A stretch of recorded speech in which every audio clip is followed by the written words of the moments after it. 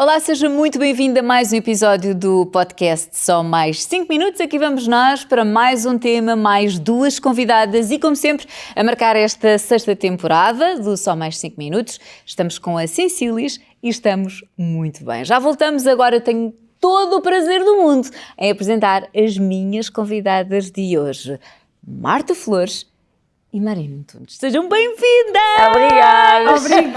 Obrigada! Enfim, eu já disse à Marta que eu vou tentar não...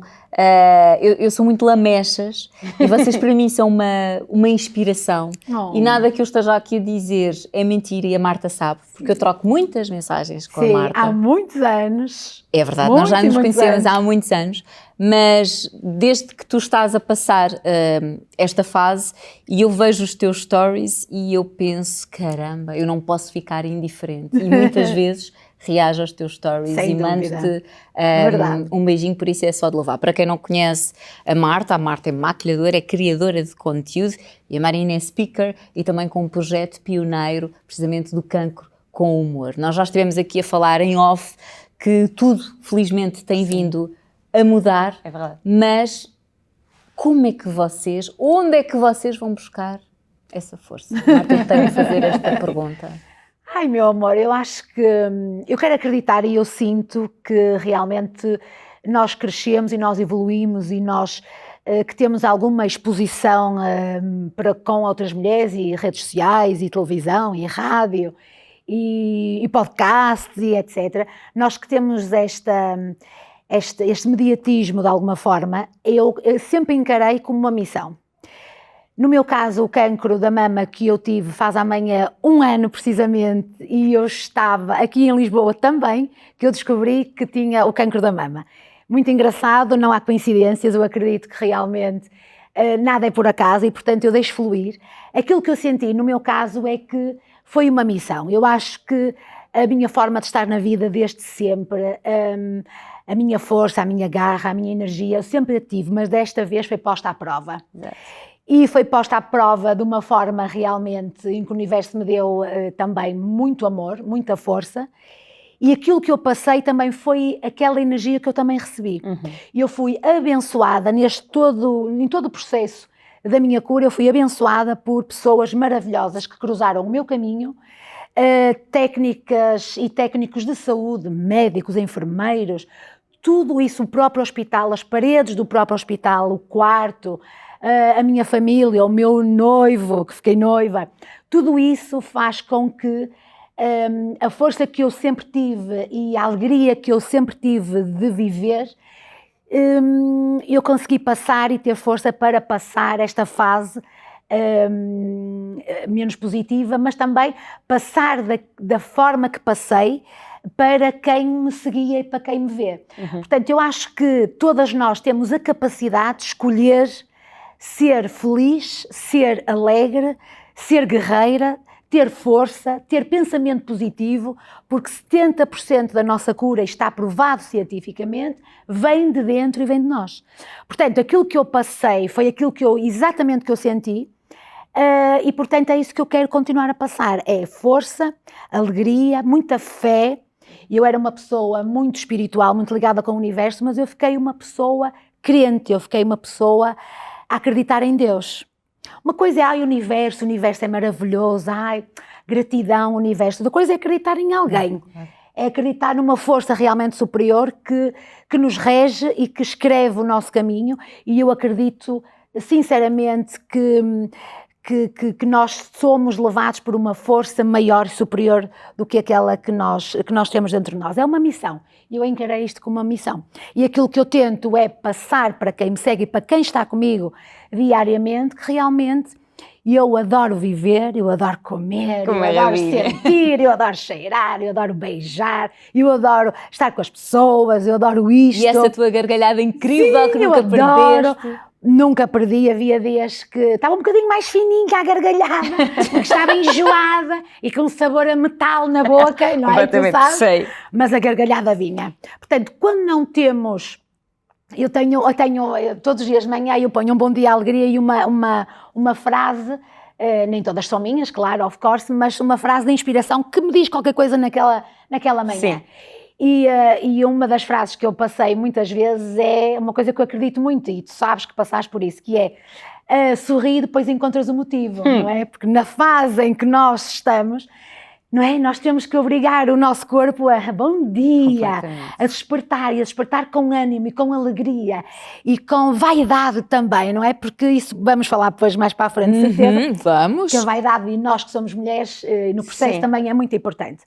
Mas eu estava aqui a falar, portanto eu vou passar aqui, não é? Então eu falo não, aqui. estavas a falar. Vais passar. Marino, deixa-me só fazer aqui uma breve pausa. Vamos conhecer aqui estes produtos maravilhosos da Sensilis e voltamos já, porque eu quero falar da tua história, que tens muito para contar e tiveste aqui um percurso também incrível para chegarmos ao dia de hoje, como chegamos.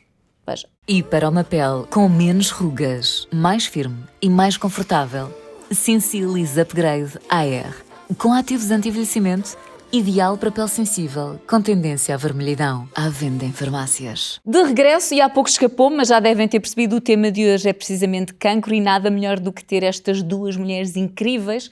Marino, estávamos a dizer, e é verdade, tu fizeste aqui, abriste o caminho para nós hoje, felizmente, falarmos com esta leveza que chega quase a ser contraditório com o nome da doença, que é tão pesada, o nome que a Marta evitou dizer durante todo este processo, e por isso eu há bocadinho perguntei se importava que eu dissesse cancro, mas tu começaste precisamente por aí.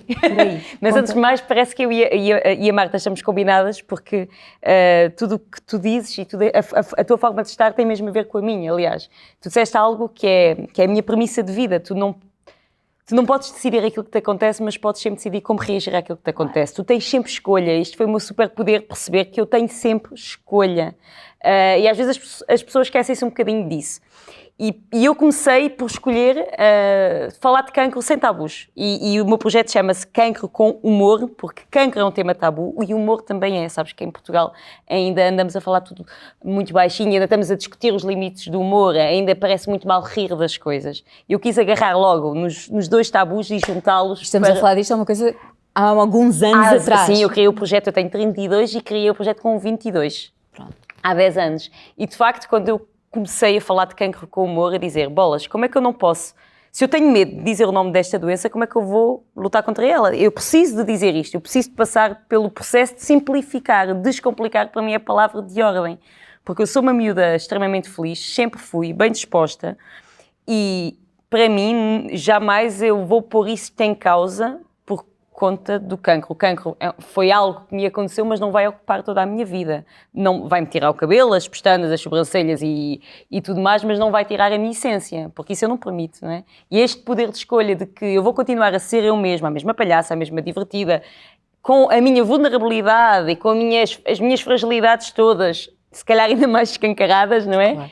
Mas esta necessidade de dizer as coisas como elas são, para mim, tornou o processo mais simples.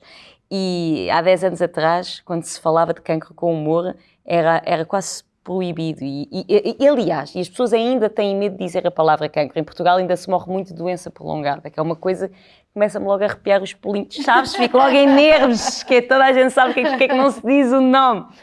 E naturalizar, para mim, faz parte deste caminho de tornar mais fácil. O cancro é uma doença que nos afeta a todos. Toda a gente conhece alguém com cancro. O desafio é, conhece alguém que não tenha... Não, toda a gente conhece alguém com cancro, que tem ou que teve. Por isso, é melhor para todos nós tornar isto mais fácil. E começa-se com falar. E ser-se a pessoa que se é, independentemente da doença. Claro que o cancro não é uma doença fácil, e é importante também dizer isto, tornar leve não é ser leviano. Sim.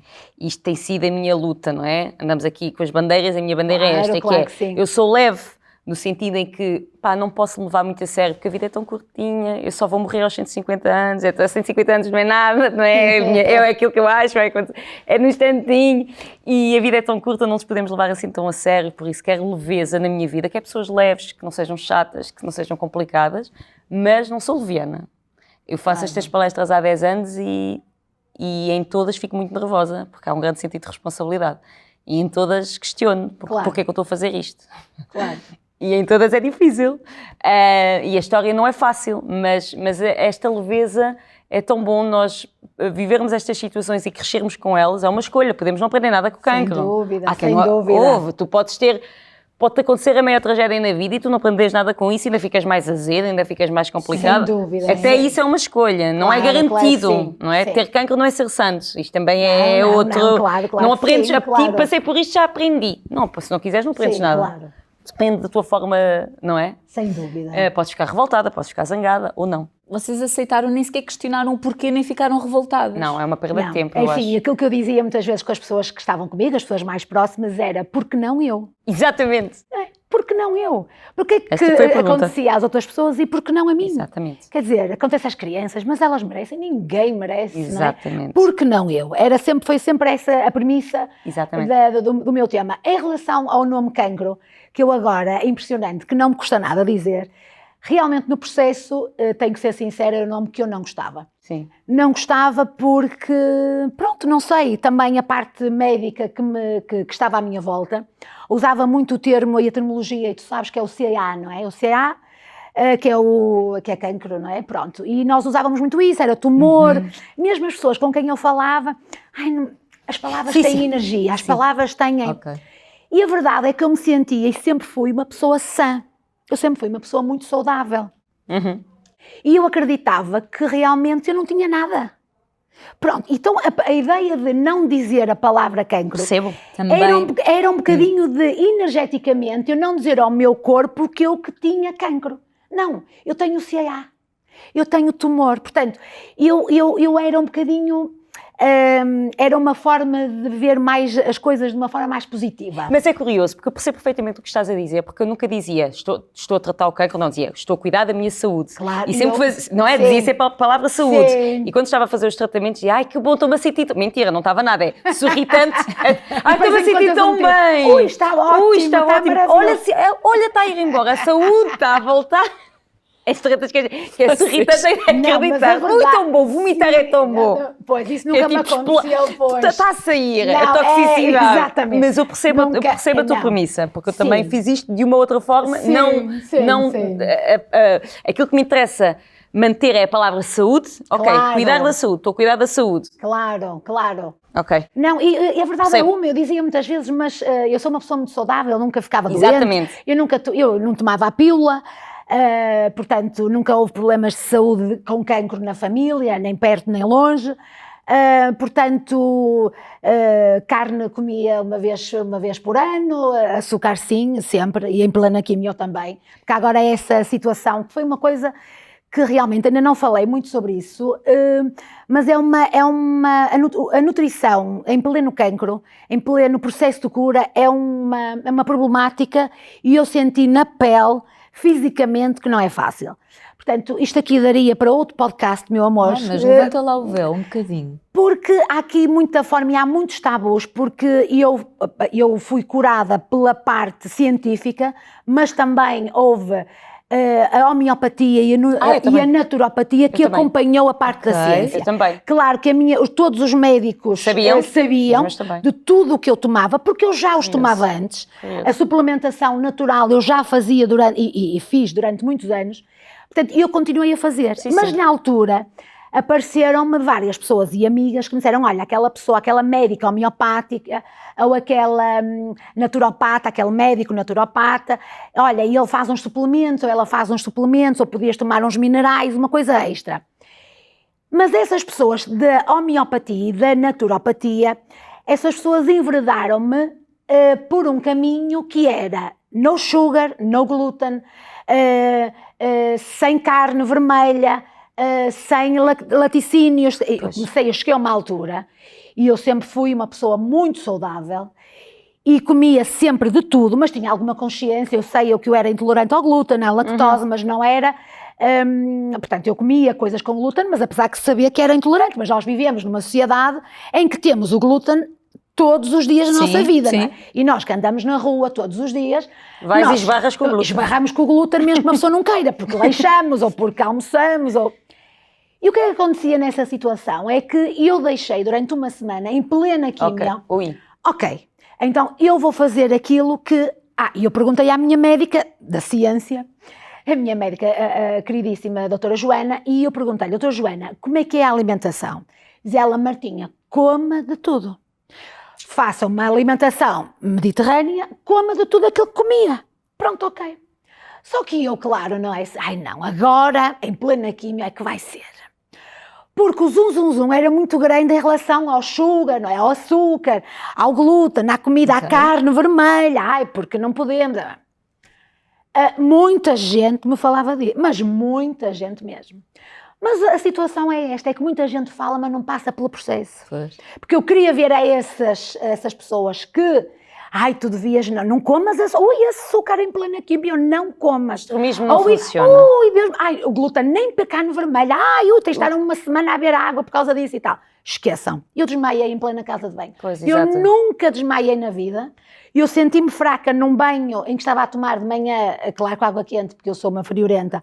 Ainda por cima, eu na primeira semana foram 7 dias, eu emagreci 7 quilos na primeira semana da quimio e não vomitei uma única vez.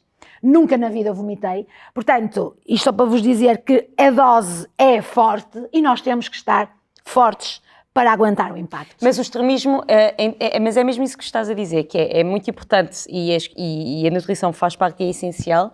Agora, o extremismo, porque lá está, porque não é só físico, é emocional. Claro. Eu Marine, se me tiram, não sou uma pessoa, já na vida não consigo fazer dieta. Eu uma vez andei a nós até às 2 da tarde, pensei que, não, quando era miúda. Sim, eu igual. Aos 20 eu fiz anos. a seiva, 7 dias, 7 Não, quilos. a minha dieta durou das 10 da manhã às 2h30 da tarde, ia morrendo.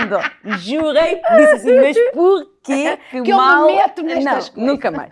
Mas a comida também para mim é muito emocional e eu não sou extremista em nada na minha vida. Claro, Já fui. E não sou agora. Porque efetivamente eu ser privada daquele chocolatinho, naquele momento em que estou com uma crise existencial... Não é? Nem que não haja crise existencial Porque depois vou nenhuma, exagerar a nós seguir, merecemos. e numa altura em que estamos a passar uma fase tão difícil, tudo tem que ser doseado, Claro. tudo, porque efetivamente as mudanças são tantas, a tua vida muda assim, as pessoas à tua volta mudam. Eu deixei de ir à escola, eu tive 1 ano sem ir à escola, eu não fiz o 8º ano escolar, passei do 7º para o 9º. Olha que sorte, eu reprovei no 8º. Não, porque eu reprovei no 8º, nem Isso na é o que os miúdos me faculdade. diziam nas palestras. Ia, que sorte! Tu és privilegiada. E então, as mudanças são tantas no teu corpo, engordas, etc., que de repente te tiram tudo aquilo que tu conheces. Sim. Se tu, já não comes nada daquilo que tu comias, já não dormes na tua cama, já não estás na tua casa, de repente tu és outro, tu não te reconheces e depois psicologicamente é absolutamente violento.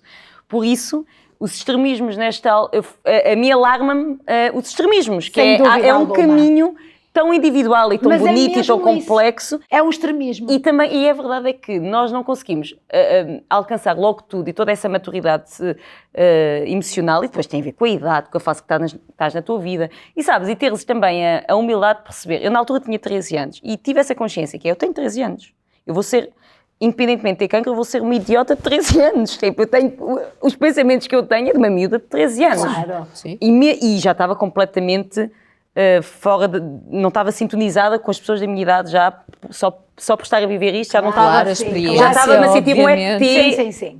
Já era o ET. Não estavas ao mesmo Não nível. estava. Sim, Já foi sim. isso já foi avassalador. Então também a minha médica também me disse isso, que é, Marina, tu precisas ter, porque depois é esta questão, este peso mínimo para tomares esta dose que eu preciso que tu tenhas. Pois, isso depois é outra questão. Esta é outra questão. Tu não podes ter 2 gramas a menos porque eu preciso te dar isto e o teu corpo tem que aguentar. Claro. E nós não nos pudemos preocupar muito com outras questões. Sim, Porque mas ali a também, questão era... sem dúvida, é o peso. Nós também não podemos esquecer que, e tenho que dizer isso, a suplementação no meu processo, e quando eu falo no processo de cura, é no meu processo de cura, foi muito importante. Eu não tomei uma transfusão de sangue, não precisei de uma transfusão de ferro, nada, porque a suplementação natural me dava também as ferramentas para o meu organismo aguentar. Portanto, agora, nem vamos de um extremismo e comer açúcar o dia todo, mas também não vamos para o outro, que é De deixar retirar tudo por de repente, completo. por Não. completo. Porque eu nunca desmaiei na vida, sempre fui uma pessoa desportista, sempre pratiquei muito desporto durante a minha vida toda.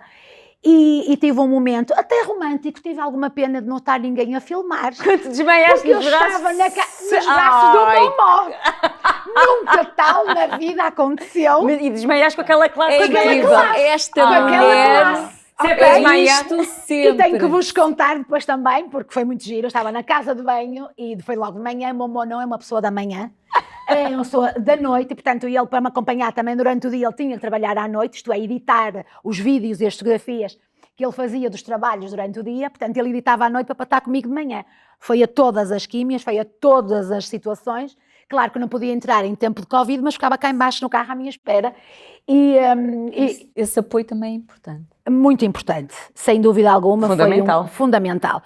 Claro que Momó, e eu entendo isso, às vezes é muito mais fácil nós estarmos, é muito mais fácil sermos nós. Eu acho que às vezes, de alguma forma, eu acho que até as mulheres conseguem conseguem e são mais fortes fisicamente e emocionalmente do que os homens. Tenho que dizer isto, já o disse isto, Momó é uma pessoa, sempre foi uma pessoa que vive a vida intensamente. Na fase em que eu passei, é uma pessoa que esteve sempre comigo ao meu lado, agora é uma pessoa que está a sentir ansiosidade. Temos que falar disto, as pessoas ficam ansiosas, ficam nervosas, ficam preocupadas por estar ao nosso lado. Mas isso também já tínhamos outro podcast, porque também já comprei gomas para o Momó, naturais, para quando se sentir um pouquinho mais ansioso e ele poder aguentar. Não é fácil estar ao nosso lado, numa fase... Não é nada fácil, ainda por cima noiva, que eu fiquei noiva. Ser o cuidador. peso do anel... O peso do anel, foi por isso que tu desmaiaste. E eu com o anel, o peso, eu desmaio. Não, mas ser cuidador, sabes que eu fui cuidadora noutra fase da minha vida e digo isto sem problemas nenhums porque vivi os dois papéis. Para mim foi mais difícil ser cuidadora do que ser doente oncológica. Eu vivi os dois. Porque...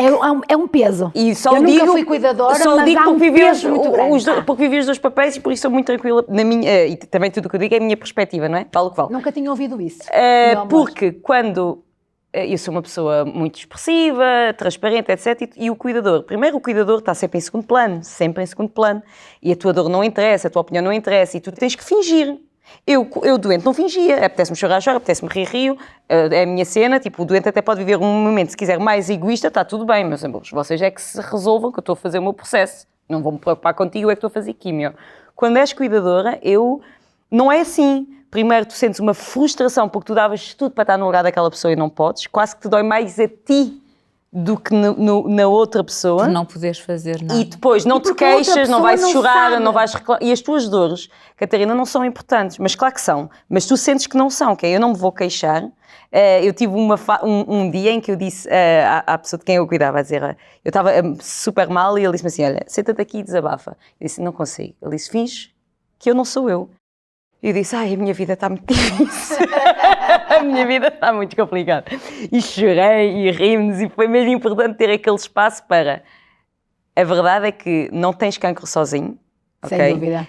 A minha mãe e os meus pais, se tu conversasses com a minha mãe, ela contava toda a história diferente que eu tenho para contar. Eu apaguei coisas da minha memória que eu não me lembro. A minha mãe diz, tu lembras-te daquele momento? E não me lembro porque eu filtrei e guardei aquilo que me interessou, porque eu faço isto na minha vida, não é? Sempre é um exercício de... Está tudo bem, eu tenho ali quase uns apagões de determinados assuntos que eu não quero guardar energeticamente, como tu dizes. Claro. E a minha mãe é muito mais séria, muito mais densa, e o meu pai a falar sobre isto porque, enfim, a filha dele teve cancro e isto explodiu com a casa, não é? Claro. E é outra versão, e eu sei que os meus pais sofreram mais do que eu, tenho a certeza que não, até fisicamente. Por isso é que, por exemplo, tu deixaste para a última para contar aos teus pais. Foi no dia antes de fazer a primeira químio e vou-vos dizer que por minha vontade eu tinha passado o Natal sem lhes contar. Mas eu pensei assim, bem, é melhor contar, mamãe também me ajudou, disse, não, mamãe, é melhor contar, porque podes ficar muito mal disposta, eles podem depois ainda por cima ver-te assim, enjoada, não é? Depois ficavam tristes também de Era isso, o disso. meu medo, eu fui até à última, porque a partir de agora é um mês de muitas festas lá em casa. O meu sobrinho faz anos, depois é a minha mãe, depois é o meu pai, depois é o Natal, quer dizer, há ali uma série de festas que eu não queria. Eu percebo. Então nós a brindar lá em casa, eu achava piada, e hoje rimos imenso sobre isso, não é? Nós a brindar, e eu já sabia, eu e o mamó, não é? Nós a brindar tchim-tchim, e a minha avó e a minha mãe, saúde a todos, saúde, e eu, vocês não sabem a bomba que vem aí, mas vamos embora, saúde, tchim-tchim, e eu lá, tchim-tchim, vamos aqui e tal. É muito, muito engraçado. Não concordo com uma coisa que disseste, meu amor, que é, eu como doente oncológica, eu tive sempre muito atenta de não preocupar ninguém, nem de contar tudo a alguém. Mas lá está, era a idade também que nos esperava. Estás a perceber? Pois tu tens 13, eu tenho 45. Estás a pois entender? é Que aí isso. tu tens, a tua mãe cuida, tu não tens autorização, a mãe tem que assinar. Sim, estás a perceber? E mesmo assim acho que os protegi, e dentro da minha ingenuidade protegi-os muito. Claro, não tenho a menor dúvida. Eu não chorava, eu não reclamava, mas independentemente disso, depois quando fui cuidadora em adulto, claro.